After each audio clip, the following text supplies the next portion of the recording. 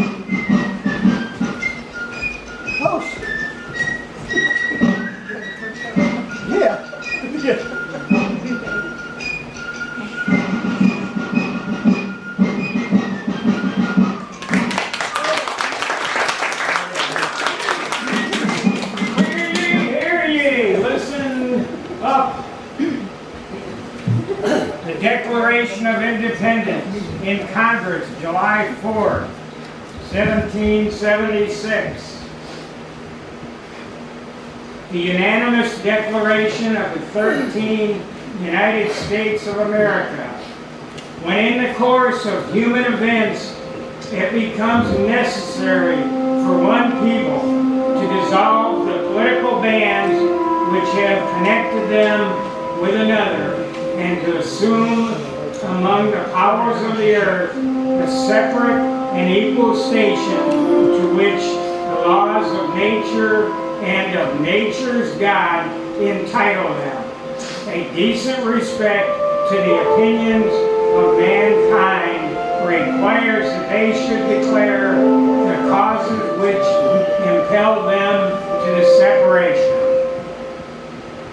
We hold these truths to be self-evident, that all men are created equal, that they are endowed by their Creator with certain unalienable rights, that among these are life, liberty, and the pursuit of happiness, that to secure these rights, governments are instituted among men, deriving their just powers from the consent of the governed, that whenever any form of government becomes destructive of these ends, it is the right of the people to alter or abolish it, and to institute new government, laying its foundation on such principles and organizing its powers in such form as them shall seem most likely to affect their safety and happiness. We therefore, the representatives of the United States of America in General Congress, assembled, appealing to the Supreme Judge of the world for the rectitude of our intentions, do, in the name and by the authority of the good people of these colonies, solemnly publish and declare that these united colonies are and ought and right ought to be free and independent states, that they are absolved from all allegiance to the British Crown, that all political connections between them in the state of Great Britain is and ought to be totally dissolved. And for the support of this declaration, with firm reliance on the protection of divine providence, we mutually pledge to each other our lives, our fortune, and our sacred honor. So help me God. Yes, will be. That's for sure. General George Washington. My brave fellows, you have done all of us to do, and more than we reasonably expected. But your country is at stake, your wives, your houses, and all you hold dear. You have worn yourselves out with fatigue and hardships, but we do not know how to spare you. If you will consent to stay 1 month longer, you will render that service to the cause of liberty and to your country, which you probably can never do under any other circumstances. Gentlemen, come to the tavern tomorrow night. And for now, I bid you farewell and Godspeed.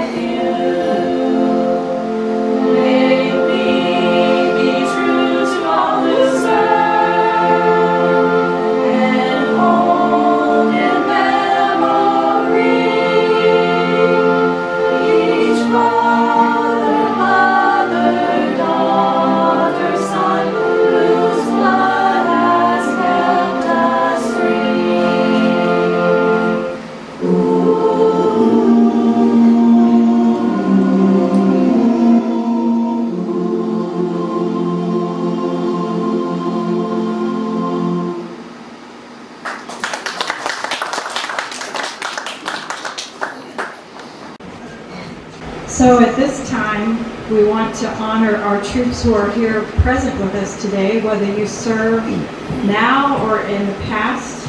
And we are going to do that with the Armed Forces Medley video that we put together in song.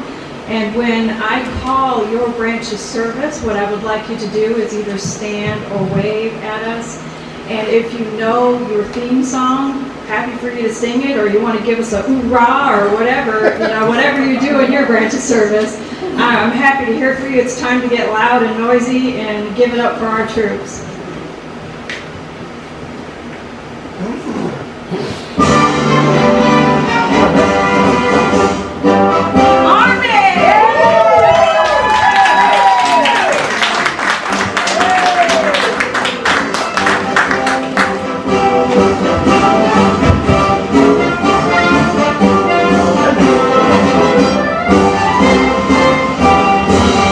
Thank you.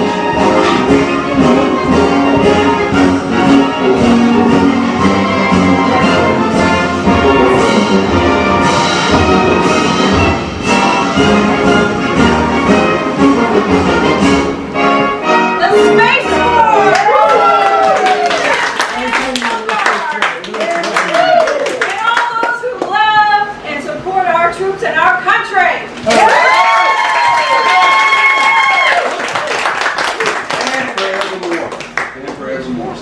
Yeah. This is the program for sixth grade to go. Evermore.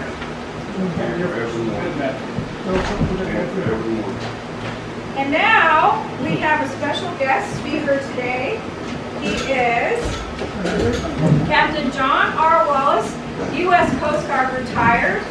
And even though he's retired, he's still very active with the American Legion and the Veterans of Foreign Wars and the charities they support. Let's give him a warm welcome.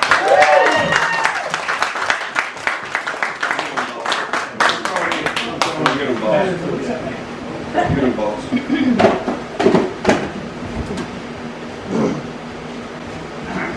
I prepared an hour's talk, so everybody sit back. When they told me Only an hour? 10 or 15 minutes, I said, I can't even hold a decent conversation in that. Anyway, I'm very privileged to be here today. If you noticed, I stood up for the songs for 3 of the services. I spent 36 years of my life in uniform in the United States military. 4 years in the Army Reserve. 1 day in the United States Marine Corps. Once a Marine, always a Marine. 32 years in the Coast Guard.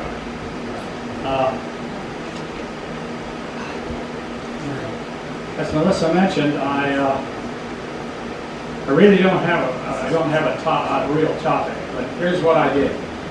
I went to the Webster's Dictionary, not that big, and I looked up the definition of some words. One was honor, one was hero, one was warrior, one was veteran, and the last was patriot. I profess to be a patriot. But all of these definitions all have basically the same theme. One who loves his country, one who supports his country in times of war or peace. Energetic experience in war and fighting. Honor, dignity. All these words are found interlaced inside those 5 definitions. I think what I want to touch on in the few minutes that I have is why I consider myself a patriot and how did I get here. Without going into too much history, I grew up in a time when the war was raging in Europe. Even as a little boy, I had family who were in the Army or the Navy or whatever, and were off fighting wars in Africa or in the Far East. So I got to see these people as they came back through the family unit in the Midwest, in Kentucky and Indiana, where I grew up. That reinstated, or that, I think, sort of set the scene for what turned out to be my life. I come from a Scottish family. I'm not a direct descendant of William Wallace, but I am his brother. And my dad was a Wallace, my mother was a Gordon. So we come from 2 principal clans in Scotland, and so that blood runs through my veins. And if you know anything at all about Scottish history, you know that they were warriors and they were fighting people, and they wanted their freedom, and they got it eventually. So here I am, growing up in an environment where the war had just ended, military people coming home, and seeing aunts and uncles and cousins come back with their uniforms on, having this history of knowing that I was a Scot and descendant of a hero of Scotland. I think it was a natural that instead of being a fireman or being a policeman, I was going to be a military person.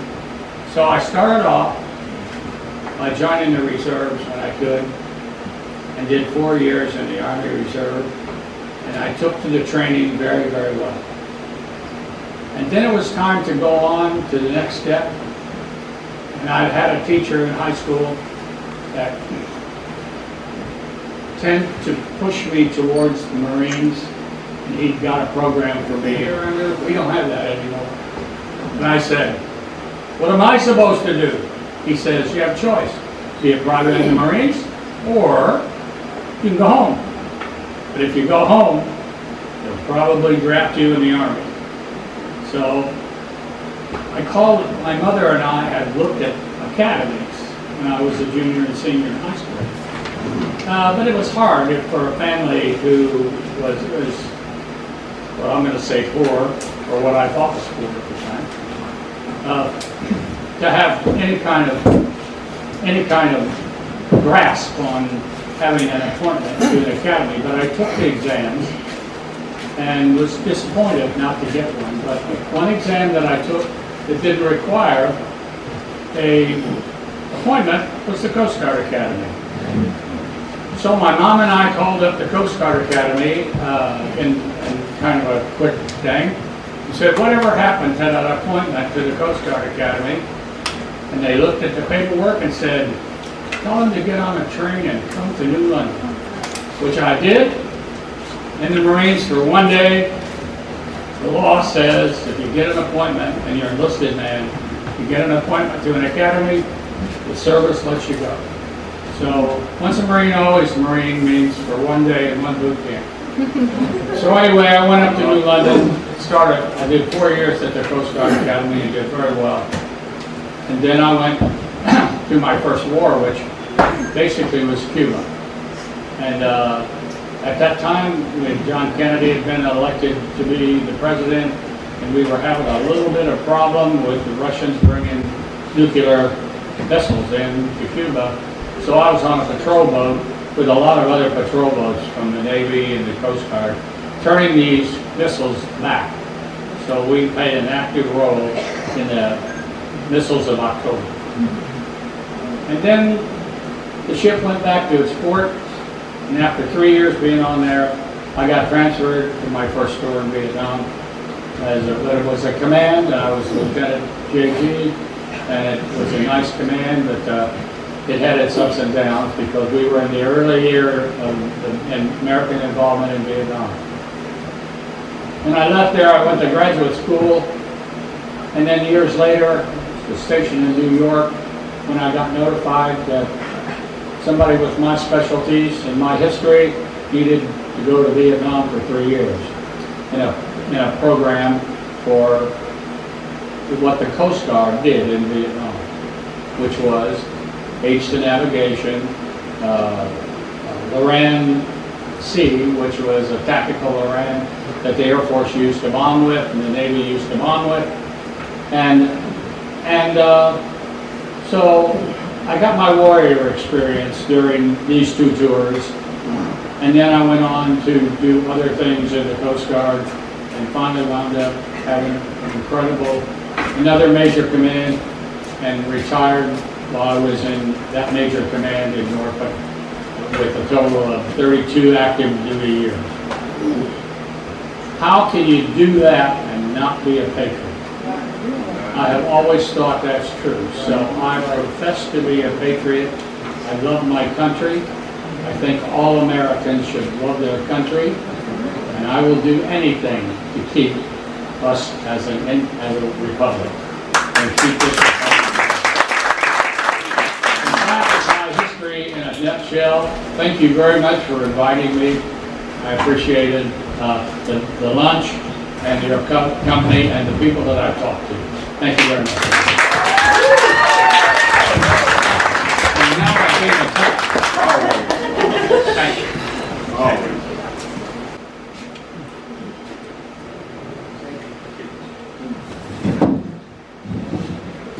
Now we would like to invite John Adams and Abigail Adams back to the stage, and we are going to hear some of the words of John Adams.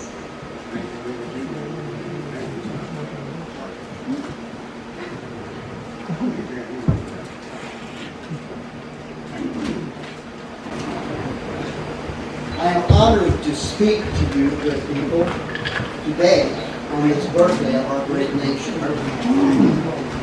As I've been known to say, one useless man is a shame. 2 is a law firm. 3 is a Congress.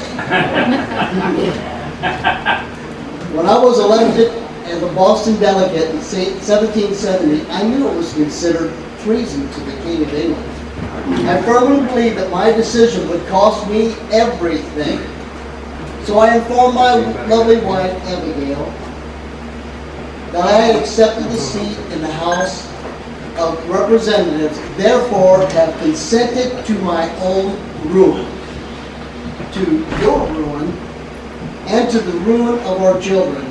I give you this warning that you may prepare your mind for your fate. She bravely replied through tears, that I might add, well, I'm willing in this cause to run all risks with you and be ruined with you if you are ruined.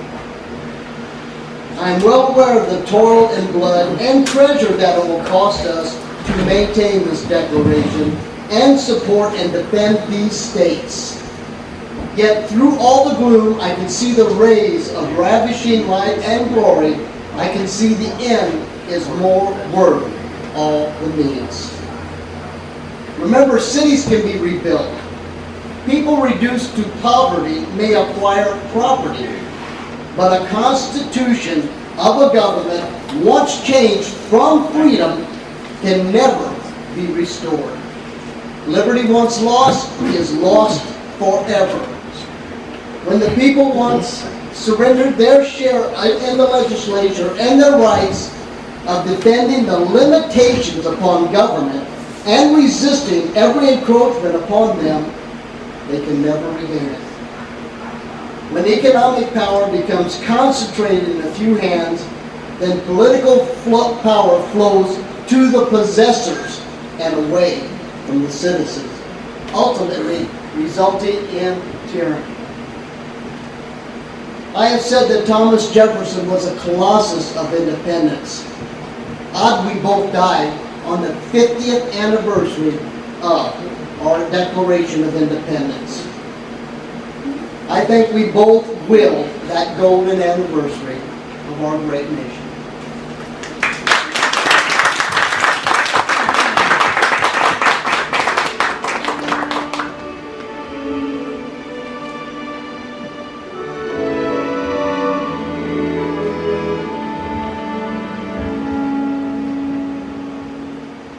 God bless America, land that I love.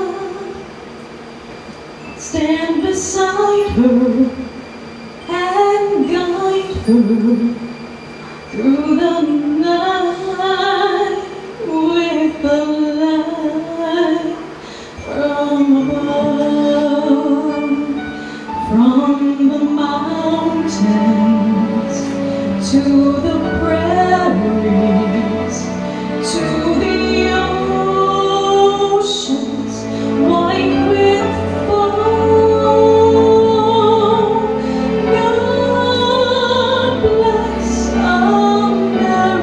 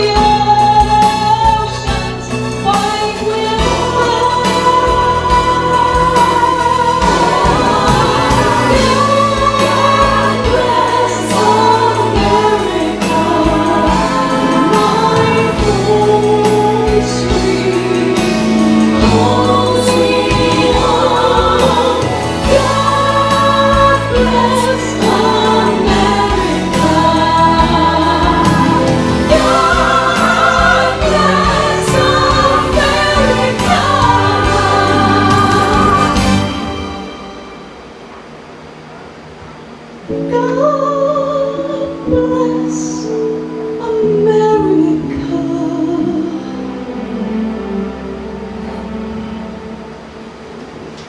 My home, sweet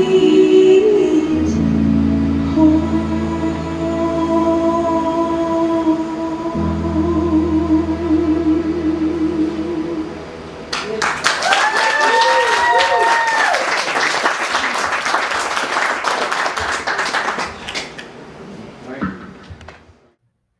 This is Melissa Marks, aka Mrs. MMG, founder and director of the Colleton Community Choir.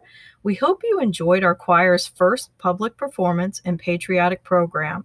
Our choir is new, growing, practicing, and improving our skills, and we greatly appreciate all those who attended on July 3rd and supported us in this special patriotic event.